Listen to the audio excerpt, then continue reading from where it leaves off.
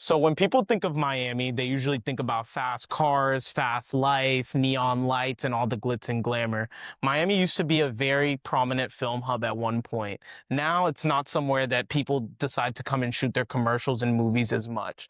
So what is that reason and why are those type of things happening nowadays? And why isn't something so beautiful and so many visual landscapes being covered and documented as much? So today I have here with me Matthew Dirnfield, one of pleasure to have him here today.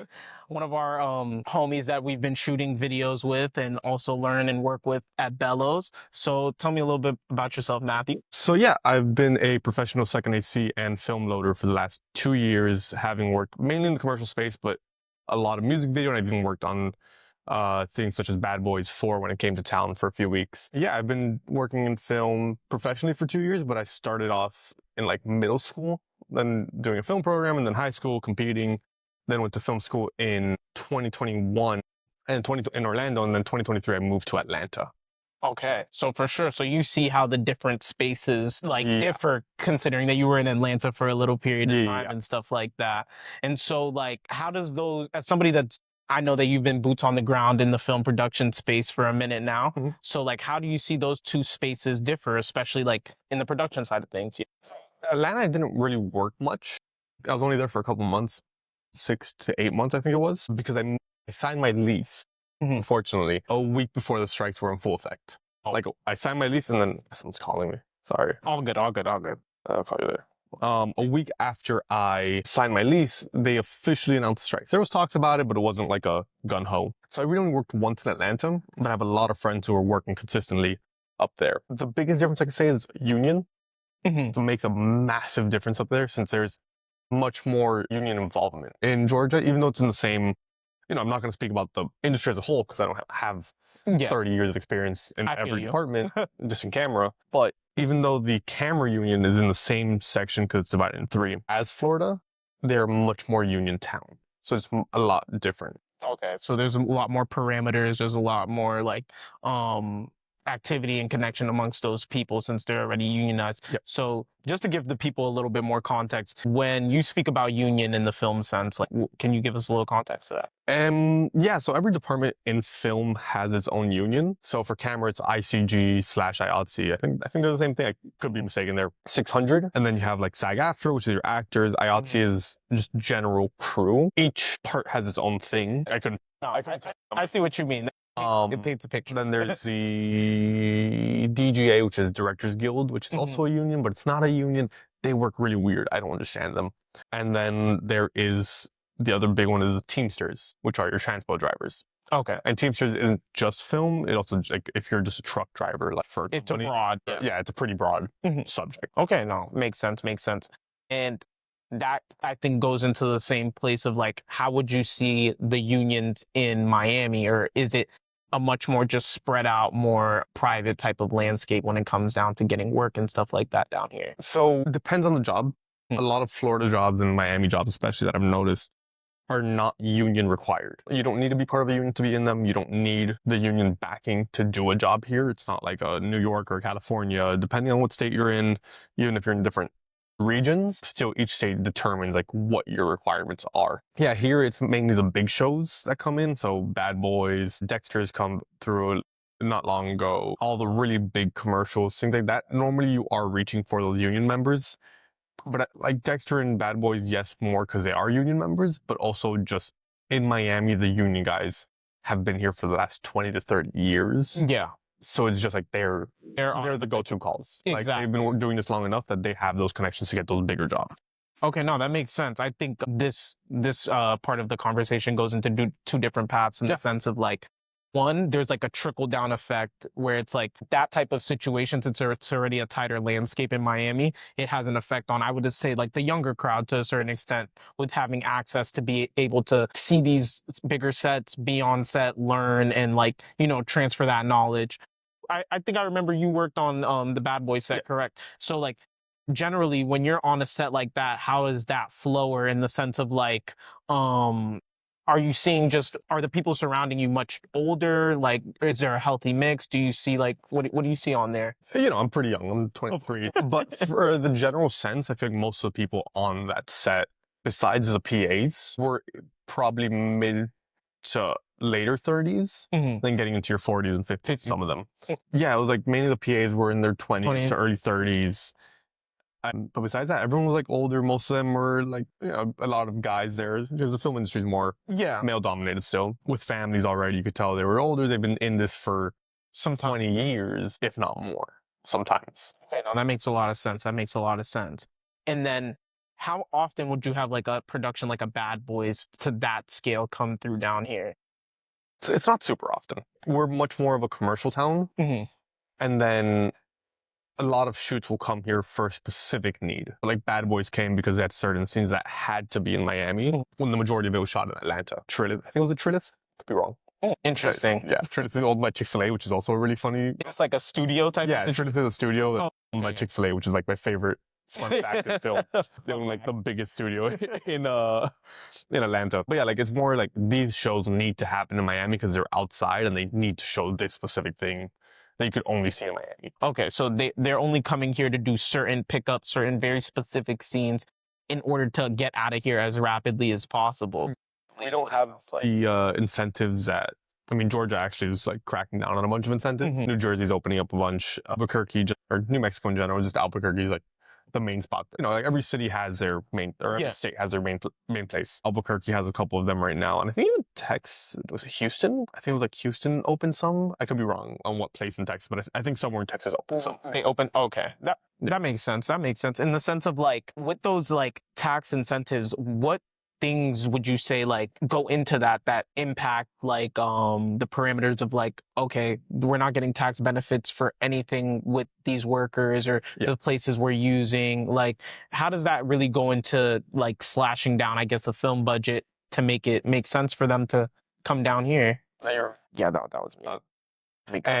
No, it makes a big difference because, let's say a camera rental for a 6-week shoot, you could be looking at easily like $100,000 to $150,000 just your camera package. Your grip, your G&E, your grip and electric could be another 6-figure check. Your art could be an easy 6-figure check, realistically speaking.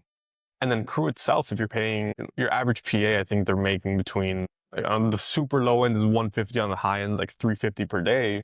It adds up really quick because you don't have 2 PAs on those shoots. You have 20. That makes sense. Your camera team is easily on a shoot. Like I remember on Bad Boys, the camera team there was 3 operators, 3 first ACs, at one point 4 operators and 4 first ACs, and about 3 second ACs. And those operators could be making about $1,200 a day. Your first AC is making probably $800 to $850 per day, and then your second is making probably $800 a day, $750. You have that for now. And then over the course of, for when I was on Bad Boys, it was for pickups or reshoot stuff.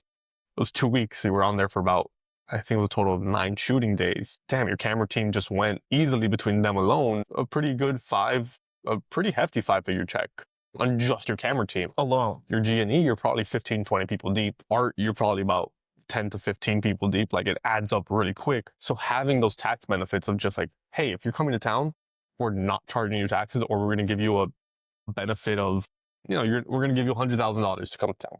Can easily wipe your entire need for one department. And now you have a bunch of money to spend on other things that you might need. So it just makes you want to be like, oh, great, they're not going to charge me taxes on anything if I come to Miami. I don't know the exact logistics. Like you said, they took away our tax incentives in 2014. I was 12 years old. Yeah, no. I don't know too much the specifics. Let's say they give you, there's been cities that give $100,000 tax incentive if you go shoot there. That's gonna adds up quick.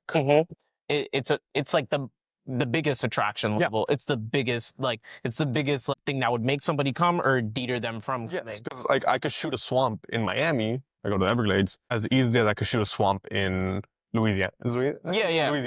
Like they have the bayou. Yeah, the bayou. Like it's a different look of a swamp, but most people, they're not going to be able to tell the Everglades from the bayou. Correct. Let's be honest. No, for sure, 1,000%. They're not going to be able to tell the Everglades from the bayou at all. That being the point of something that has like a huge economic impact, and like to a certain extent, how much work would you say due to these things like the 2014 tax incentives being taken out, how much work do you think is in Miami now compared to like other film markets? I'll say this, we stay busy. We do definitely stay busy. Compared to other markets, I mean, they maybe aren't getting as many like smaller shoots, like small 2, 3, 4 day shoots. Let's say I just worked with the Aritzia, like the fashion brand. Yes. And I was with them for 5 days, and they come every 6 to 8 weeks to Miami, but they shoot every 2 to 3 weeks in New York. You're having twice as many shoots. Yeah. Like a bunch of the big movies, like I know, you have shows like Stranger Things that just wrapped up a few months ago. They were shooting for a couple of years. And a lot of these shoots, it's not like, oh, I'm going to have Mark on Tuesday and Matthew on Wednesday, and then Ruby or Fulanito on Thursday. And season 2 is coming back. I'm going to have Mark on season 2 and then Ruby on season 3. It's like, no, Mark was my first AC on season 2. Great, I'm just going to call him back for season 3. Call him back for season 4, season 5. So it's just this recurring cycle of people being able to have consistent work. And of course, a space like New York is always going to have volume. Yeah. There's always going to have want to shoot in New York, no matter how much money they spend or how much money there is, or isn't, which is kind of funny because The Dark Knight was not, a lot of it was not shot in New York. Chicago, correct? London. Ooh. Bought a hangar and like fully retrofitted it to look like New York for some of the driving scenes. A hangar? How big is the hangar? Massive hangar. Okay, I was about to say that's probably a few football fields. Yeah, it was like half a mile long. No, that makes full sense. But yeah, we have a lot of commercial work more than anything. Narrative is just not as common. Honestly, again, I'm not one of the union guys, so I couldn't tell you how common narrative is. There's one AC. God, what's his name? I know his nickname. I hate to say it. His second AC is he goes by Gooch. I forgot what his real name is, to be honest. Everyone just calls him Gooch. Awful name. Awful name. Whatever, like he's the main call as a second AC for a lot of shoots. And how long, for example, how long has he been in the camera production? Gooch has been in this for like 15 years, 20 years. And so that's why he like that tenure to a certain extent, like, connections, and just because he's worked in this market and he works with, because he's a second AC, so normally DPs will call first, or like they'll talk to, if they're not from in Miami, they'll talk to a producer, like other DPs they know or other friends of theirs. They'll be like, hey, like I need a first, and they're like, cool, I need a first, like any Rex. And one of the first calls in Miami is Mike McLean. I think he's been in this for unironically like 30 years, and he's never, all his stuff is like, all his recent stuff obviously very big budget things. Narrative, commercial, both, a lot of commercial. Even like the most famous directors and DPs go by off commercial work for the most part, like Robert something. What's his name? He's like an older DP, like hair long. No, he looked like a really cool Santa. He just did a mulch commercial. He did a mulch? Yeah. Oh, wow, just mulch. Yeah, like it was branded mulch. Yeah, it was branded mulch. Like Avery Robbins, one of the most popular Steadicam operators. He's done La La Land. He did First Man. He did Bardo, I think it was called. Yes, Bardo. And a bunch of other things. He also did the Cat's Eye Gap commercial. Oh, he did that? Yeah. Oh. So it's like these guys will get the big budget movies where they're on it for 20, 25, 30 days. But then like their day-to-day life is still just commercial work. It's still commercial. It's where the most consistent money is. Exactly. And that consistent money, and also like the amount of time, the turnaround on the time you get back for the amount of money you're getting paid is much quicker on a commercial. Most commercials are going to be net 30, while most narrative things you're getting paid at the end of every week or 2 weeks, depending. But, if you're working 15 times in a month, then it stacks. It stacks super fast. Yeah. And also it's like, I just wrapped this job. Great. This is my 15th job this month. I'm getting paid from another job in like a week. Exactly. And then just every week you're just going to have another check rolling in. I see. For people like that, or like, let's say it's somebody like that, but they're based in Miami. Yeah. If they're not that first call, are they primarily going to be more traveling for work, or will they still be able to stay busy? No, you'll still be fine. Yeah. There you go. No, you'll, again, I'm not going to say you're going to be perfect, but you'll be fine. You'll survive, no problem. Like, a lot of the first calls in Miami are Mike McLean, Sean Gilbert, Sean Lunsky is another big one. I think they're going to be the 3 biggest in Miami. I could be completely wrong. These are specifically cinematographers. A lot of cinematographers and directors are flown into Miami, unfortunately. We have a lot of great local talent. We have Chris Cabrera, we have Marcelo Pesqueda, we have Sam Brave. We have a lot of good local people. And obviously there's 100 names I have not mentioned. Yeah, no, 1000%. You could. Yeah, this could be a list that goes on forever of talented DPs. But in my experience, for the most part, they're being flown in. It's like this Aritzia one, her name was Rachel. I can't say her last name, to be honest. It's like, don't even worry. Yeah, she was flown in from New York. I work with Aritzia pretty often, so I'm just using an example. Thomas, again, I forget his name. He gets flown in from New York. And I've done music videos. Like the most recent music video I did was for Lil Baby, but that was a local DP. It was Chris Carrera. Okay. But like a lot of the shoots I do are flown in directors, DPs, because for some reason a lot of people don't think there's a lot of local talent, which is kind of a bummer. So what you're seeing in this landscape is like they're going to bring in their own idea agency and everything like that, and they'll just use the Miami pieces or do they even bring the Miami production companies, or do they bring their own production company? So the time they'll get a Miami local production company, but it's not always a guarantee.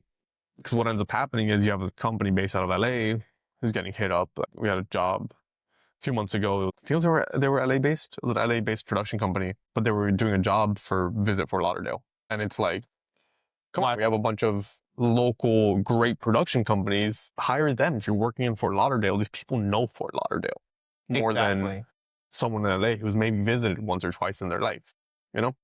Why do you think somebody that's hiring a Visit Fort Lauderdale would hire an outside entity rather than looking in their own backyard? Money. That's all it is. It's going to be money.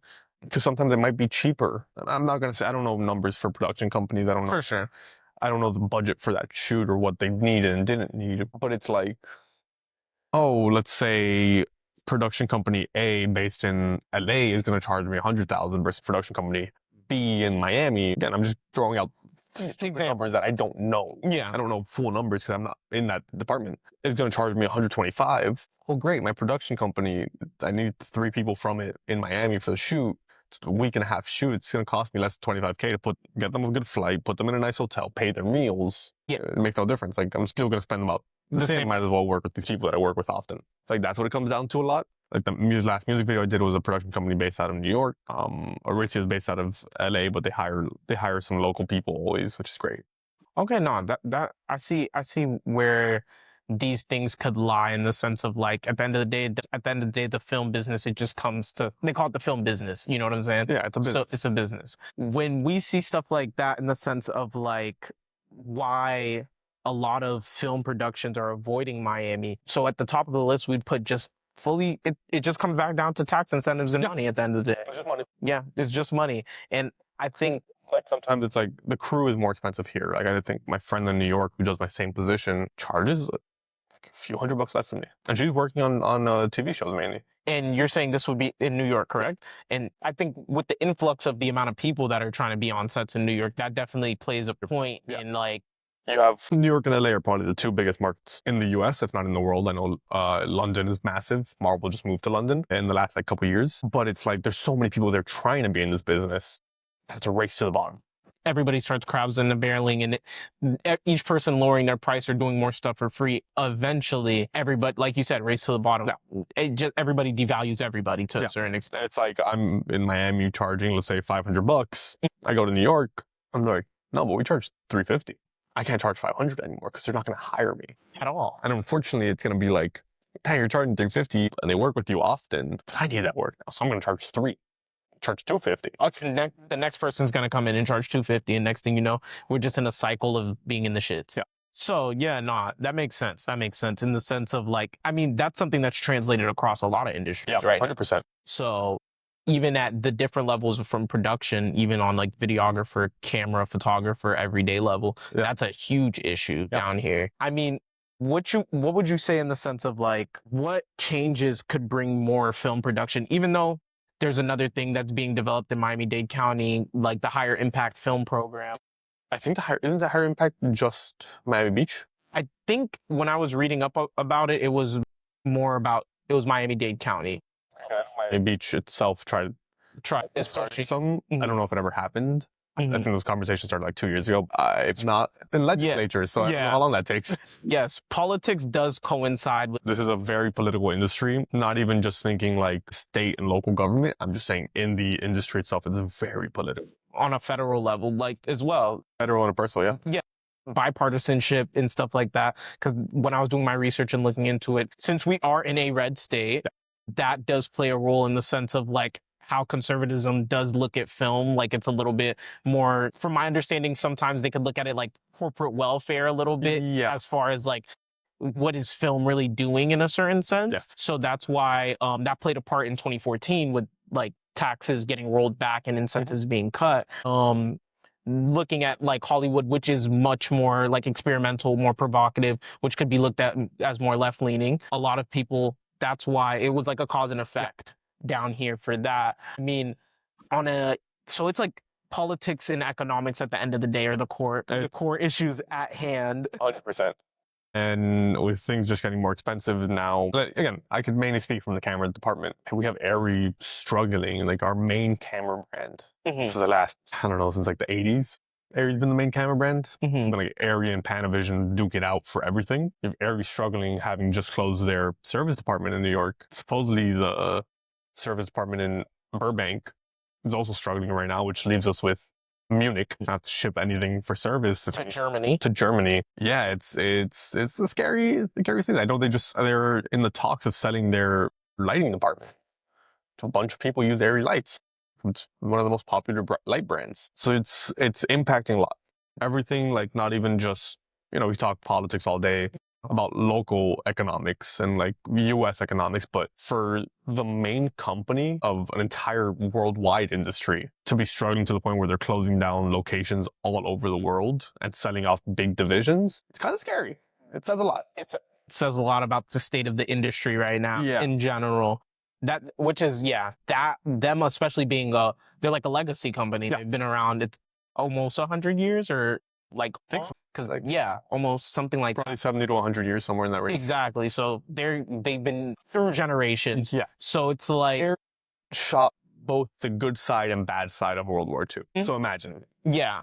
It wasn't even like like the cheap cameras got it. This was already like a well-established place. This was already like the line, like the baseline for filming and stuff like that. So it is insane to see that, because now once we take it on like an international level, even to say that, like taking a smaller hub like Miami and even like the film industry in America, from my understanding, a lot of film studios are outsourcing their films to shoot internationally. So it's like, you're not only competing with Georgia down the street, but you're also competing with going to shoot in London, going to shoot in Ireland, going to shoot, I believe New Zealand has crazy incentives.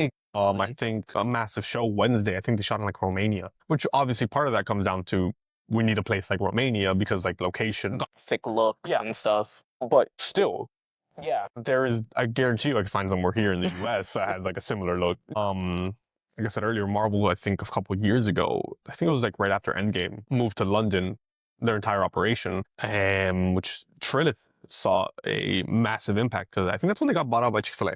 That's when I got like it's such a weird fact. But I think it was after Marvel left, they got bought by Chick-fil-A.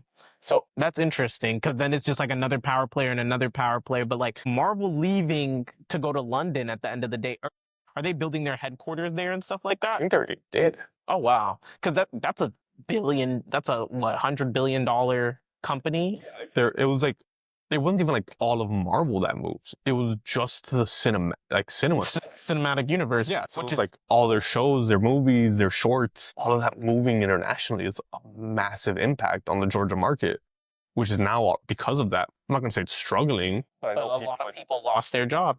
A lot of people in Atlanta that quickly were like consistently working, and now it's like, shit, I'm having to be the guy who's posting or texting their friends like, hey, do you have something for me? Yeah, no, 1,000%, because think about the amount of output that Marvel has alone. That's enough to have anybody like within that side of production working year round. Yeah. Especially due to the scale of what they're releasing as well. Like, so it's like one little thing like that can take a whole entire economy out of Georgia, basically. It could drive people out of Georgia because it's not enough work anymore. Exactly. So it could easily shift. I mean, to see what is going on, just in the sense of like, let me see, what can we think? For example, that movie that came out on Netflix recently, The Rip, with Ben Affleck.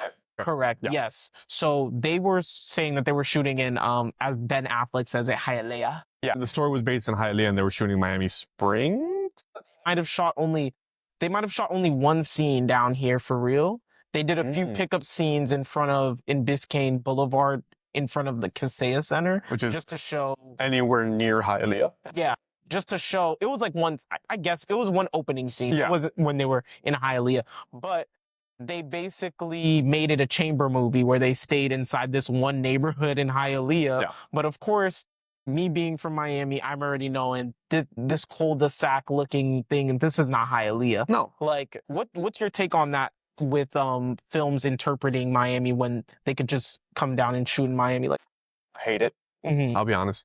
I know it's funny you bring that up. The mayor of Hialeah was super pissed about that movie. Yes. Extremely pissed about that movie. There is so much culture and so much background and feeling and texture in Miami that you can't recreate anywhere else. You can't recreate Ocean Drive. You can't recreate Hialeah. You know, everywhere in the world has an area where there's a bunch of warehouses. And like the other day I was driving through Hialeah with my girlfriend. We saw a lady walking a goat with the sweater on.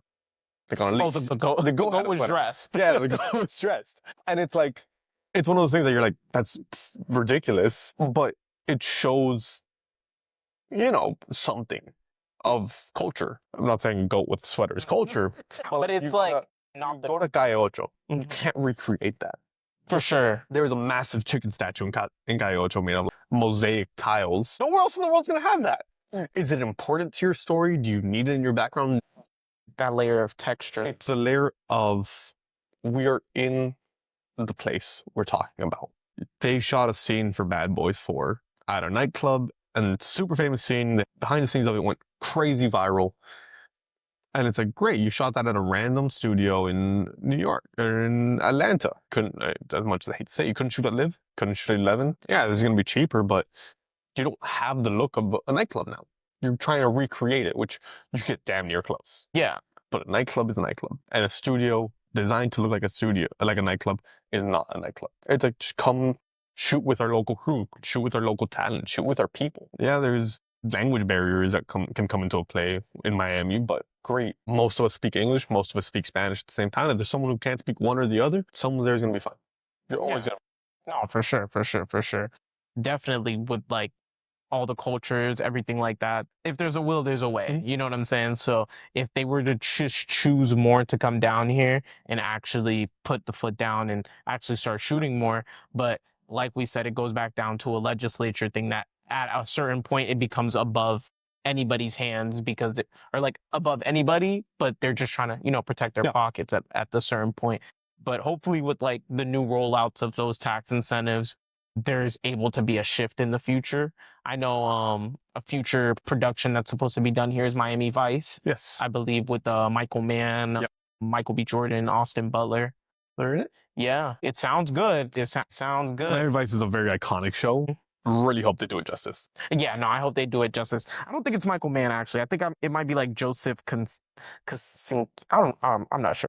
Yeah, too many names. Literally.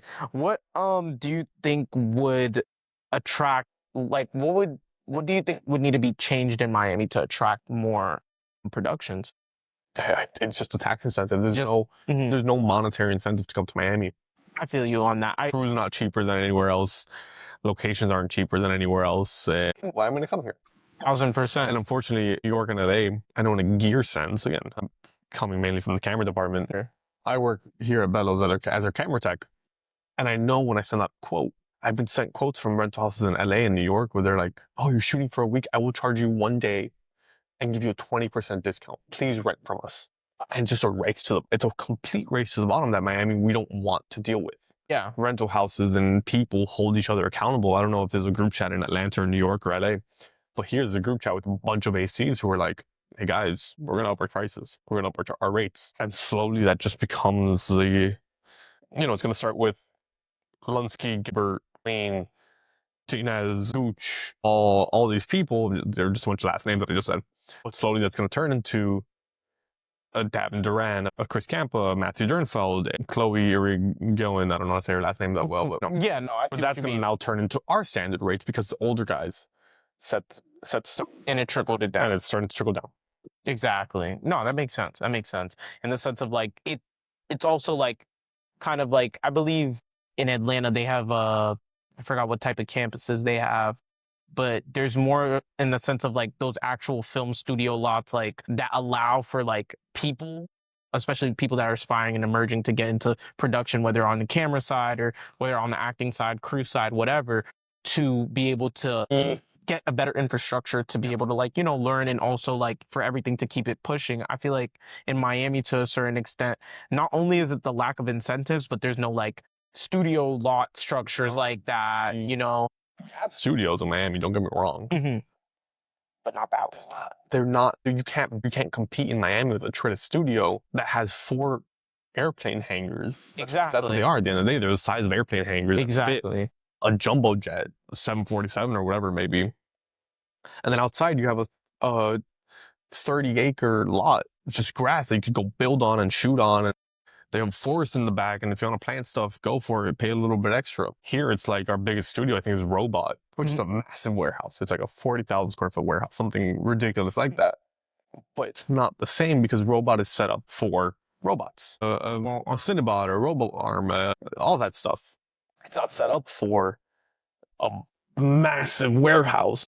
Like where you could do build outs. Or I could come in and build out a nightclub. Like talking about Bad Boys earlier, like I can't build out a nightclub in there. I can't build out a whole house inside. I can, theoretically, I can build out a house in Robot Studios because that's something you do, but it's not like the go-to. Hell, I did a shoot a few months ago, or actually almost a year ago at this point, for Cash App. We were in the middle of a field, and they built a little fruit stand. We were in Durrell. You're familiar with it? Yeah, of course. I was right behind Mount Trashmore, like at a police training facility, because that's the only spot there was that they could find where they could build this fruit stand, and there's like dust and dirt and like a dirt road that led up to the fruit stand. It wasn't like oh yeah, like I have this little bit of lot over here, but you're gonna see Brickle in the background. Like, no, we don't need that. We need spots that you could go deep into Homestead and stuff like that. Desolate, like not desolate, but like an area to build, an area to be able to actually execute your ideas and not just think about them for a second in a sense of stuff like that. That's where it goes into a sense where it's like, not only, even though incentive is like the hugest thing that's holding us back, we don't have facility. We don't have facilities, and then it's also like that government support that would push for those facilities. Like it's all a melting pot of the same thing. Yeah, we couldn't make. There's so many spots for facilities here in Miami, but unfortunately, our local government is more worried about building another high rise that nobody can afford, or another highway that's stuck right now being built and getting pushed back consistently. It's like, as much, I get it. That's gonna theoretically cultivate or motivate the local economy more. I don't know how much another 23-story high-rise in Brickell that nobody can afford, or in downtown or Edgewater, like I don't know how much that's going to motivate the economy, but hell, if we can build a studio, it's going to cost a couple $100,000, if not a couple into the low millions, realistically, because you just need a massive warehouse. Yeah. That's all you need. You need open space. I need a massive warehouse painted black. That's what you need for a studio, realistically speaking. Now, better you have 5 massive warehouses painted black. Now we could get a lot of stuff going simultaneously, and the output could be put, you know what I'm saying? And then you could also layer more incentives on top of it, and it's just a whole entire lot of programs, activations, and a whole lot of untapped things that especially in Miami. I've worked out where I've seen simultaneously in the same room 2 big build out sets. They're not like houses or fruit stands or anything like that, but 2 pretty good sized sets. It was called Dolphin Studio, and I worked there once. This was down here? I was in Durrell. Where, again, I've worked there once or maybe twice, and it's like nobody knows about the spot. And why? Because it's too expensive and people don't know about it. Just not advertised. We have places for photo, but like we have not a lot of video areas. Yeah. 1000%. I feel like as quick, especially like what the culture is down here, it's like quick snap a photo, but like to actually get into the nitty gritty of video and how layered of a thing it is, we don't have as much stuff down there. So I guess I have 2 more final questions for you before I let you go today.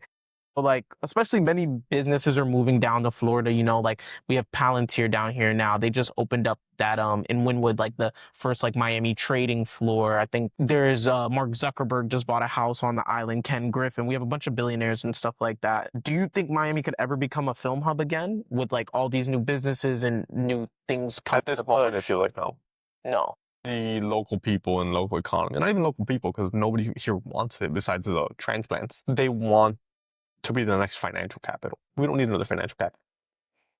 Bring us a studio, bring us shoots, bring us people who want to create art. That's what built Miami. A very large portion of it was art. For sure.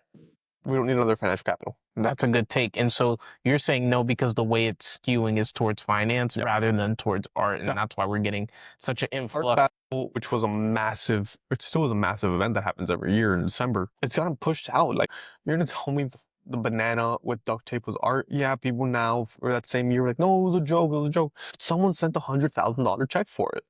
And Art Basel has turned into, the main thing of Art Basel is in the convention center. Nobody goes to it. The Design Miami, people, now it's about pop-ups. It's about the fleeting It's about things. the pop-up, and it's about the, where can I get the best photo, and where can I go party tonight, and what activation is that space tonight? Exactly. It's not about the art. It's not about the local artist, which is what it started for. It started for the local artist. It's about, where can I go party? Where can I go drink? Where can I go get this, that, the other? And where can I look like I was here? People are more worried about I was at Art Basel than being in Art Basel. Correct. And that translates, same thing with the whole entire finance to film. That's a great analogy. And so which advice would you give to somebody trying to work in film down here? Be mentally prepared for it. Okay. It is not an easy industry, right? Very long days, very long hours. There's a lot expected out of you. So like your average shoot, you're looking at a 12-hour day, and you don't know what time you start till the day before. And like courtesy, you should have a 12-hour notice. Yeah, but that's not always the case. I had a shoot not long ago that we were wrapping up. It was 3 a.m. They're like, all right, yeah, I think we're like, I hear the producers over like in the corner speaking. And I was like, yeah, I think we're gonna do a 9 a.m. call time. And I'm like, I'm not wrapped in. I'm out of here at 4. I'm gonna get out of here at 4 a.m. Be home by 4:30, in bed by 5. And I gotta be up at 7:30 to be on set on time. So be prepared for it. You're gonna be asked to double dip a lot. So like 2 shoots in a day. You're gonna work 24 hours. And yeah, like I think the best example is I was on a shoot one time, drinking coffee all day. Like, just having a little cafecito here and there. Yeah, they were like, it was hour 15, and I'm like, I'm struggling right now. And I put 2 scoops of pre-workout with caffeine. It wasn't even like just regular, just for like stim, whatever the fuck it's called. And I like in a small water bottle. I still felt tired, and I just look at my friend, and I'm like, I understand why people go skiing. Sometimes I've never done it. I don't plan on it ever, but it's like you have to be prepared for like the amount of mental drain you will have. Not saying you should do that, but like it's gonna happen. You're gonna be on a set. You're gonna be extremely exhausted, and you're just gonna feel like hell. You get 2 meals. They give you like 6 hours apart for each meal. But it's like sometimes it's just not enough. You just got to be ready to be keeping up with the consistency that's needed at the like chaos intensity, and keep it pushing with that. But it's still a beautiful industry. It's a beautiful industry. I absolutely love it, and I don't want to do anything else for the rest of my life. But there's it's a painful job. Yeah, like anything in this world at the end of the day. But I feel like we've touched a lot on stuff, and I think to wrap it up and just understand, like, Miami really has its own visual landscape and visual essence, and there's a lot of pros to it, and there's a lot of talent out here, and a lot of people trying to get into it. But at the end of the day, there are certain things that do hold Miami back within its own infrastructure, the legislature, the economics of it all, that has it in a place where it is at today. But hopefully in the future, we could see a resurgence with it, and it could turn back into like a Hollywood of the East. And yeah, I mean, Dirn, do you have anything else you'd want to let the people know? Not that I know of. Not that you know of, but thank you for your time. Appreciate Thank you for being here. Great information. Of course, my guy.